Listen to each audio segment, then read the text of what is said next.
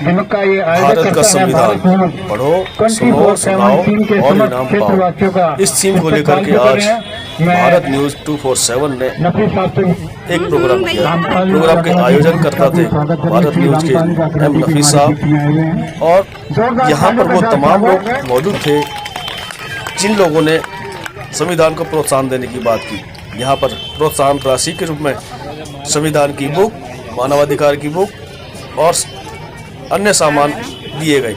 छोटे छोटे बच्चे जो कि भारत के संविधान को जानते हैं, क्योंकि भारत वो संविधान है जिससे कि वे भारत का देश चलता है, और भारत ही हमें हर वो चीज मुहैया कराता है, चाहे वो समान अधिकार की बात हो, शिक्षा की बात हो, रोजगार की बात हो, या अपने अपने धर्म को मानने की बात हो। यहाँ पर रामपाल जांगड़ा जी जो कि सामाजिक कार्यकर्ता थे वो मौजूद रहे, जुगल चावला जी जो थे वो मौजूद रहे, और एम.यू. दुआ साहब मानवाधिकार आयोग संगठन के जो चेयरमैन हैं, विश्व में विख्यात हैं और मानवाधिकार को लेकर के जो हमेशा काम करते रहते हैं, वो यहाँ पर मुख्य अतिथि के रूप में मौजूद थे। उनके साथ साथ अन्य लोग भी यहाँ मौजूद थे। सभी लोगों का एक ही मानना था कि ये जो पहल की गई है, ये पहल आगे होनी चाहिए। इस तरीके के प्रोग्राम लगातार चलते रहने चाहिए।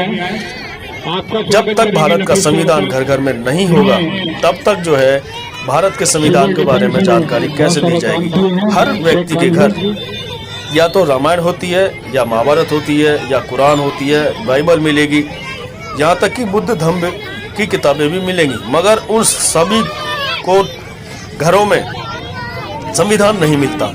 वजह क्या है? क्या इस कारण से लोगों में पिछड़ापन आ रहा है? जो द्वेष की भावना जो सरकार भड़का रही है, वो लोगों को हक और अधिकार नहीं मालूम है? क्या संविधान कहता है? इस बात की अभी तक किसी ने भी कोशिश नहीं की गई। और जिस तरीके की राजनीतिक माहौल आजकल चल रहा है, ये बहुत ही लाजमी हो गया है, जरूरी हो गया है कि भारत का संविधान हर घर घर में पढ़ाया जाए।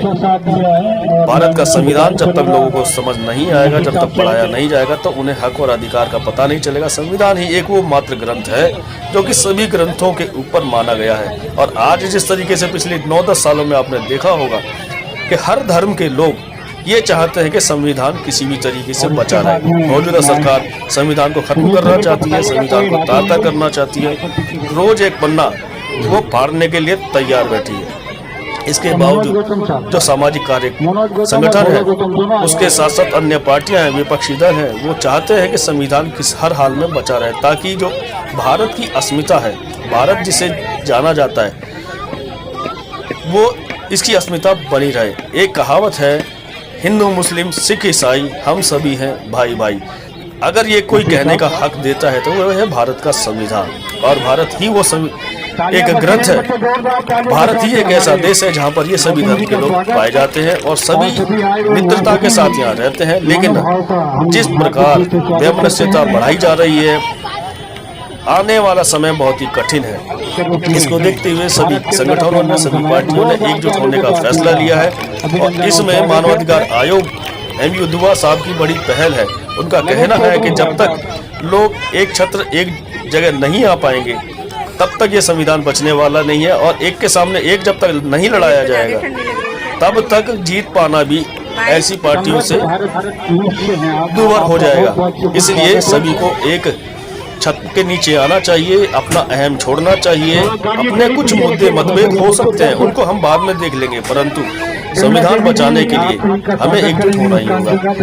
इसी मौके पर लगभग 10 से 12-15 पत्रकार यहाँ मौजूद रहे, जिनका मानना था कि सभी पत्रकार लॉबियों ने एक ही बात की कि जिस तरीके से ये पहल जो है भारत न्यूज 247 ने की है, संविधान पढ़ो, सुनो, सुनाओ और इनाम पाओ, इसको हर कोई अब अपने अपने क्षेत्र में करे, ताकि पत्रकार एक ऐसा स्तंभ है, चौथा स्तंभ जिसे कहा जाता है, कि वो चाहे तो शिक्षा का अलग जगा सकता है। और जब तक संविधान के बारे में लोगों को पता नहीं होगा, तब तक लोगों को में जागरूकता कैसे आएगी? लोगों को घर घर तक पहुंचाना ये पत्रकारों की जिम्मेवारी है। पत्रकारिता का ये दुर्भाग्य कह सकते हैं कि आज तक जो है इस मुद्दे पर किसी ने आवाज तक नहीं उठाई। कारण क्या है? सिर्फ अनभिज्ञता, अज्ञानता, और इसके अलावा कुछ भी नहीं। आप देख सकते हैं कि ये जो पहल की गई है भारत न्यूज 247 के द्वारा, ये सराहनीय है। और एम.यू. दुआ साहब जो के मानवाधिकार के में विश्व विख्यात व्यक्ति हैं और उन्होंने यहाँ मुख्य अतिथि के रूप में आकर के जो शोभा बढ़ाई, ये काबिले तारीफ है। आ गया बीच में।